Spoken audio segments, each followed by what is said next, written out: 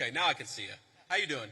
Hi, Mr. Vice President. Thank you so much for being here. My name's Lucy. And I'm Ellie, and we're with the Turning Point chapter for this question. Thank you, guys.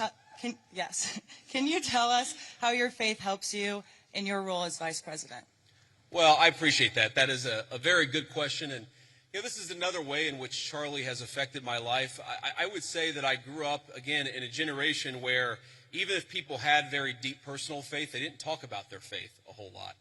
And I grew up in a country where you just didn't hear political leaders talk about their faith. But the reason why I try to be the best husband I can be, the best father I can be, the reason why I care so much about all the issues that we're going to talk about is because I believe that I've been placed in this position for a brief period of time to do the most amount of good for God and for the country that I love so much. And that's the most important way that my faith influences me is we all get a limited opportunity to make a difference.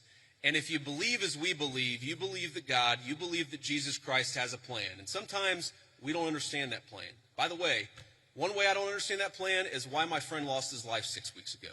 Sometimes I get pissed off about that.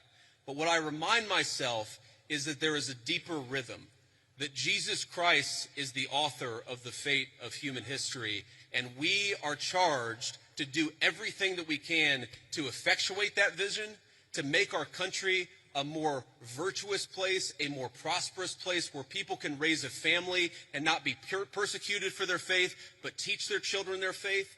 That recognition that all of us have a duty. And I have two very important duties as Vice President of the United States, to the American people and to God, and that's the most important influence my faith has on me. Thank you.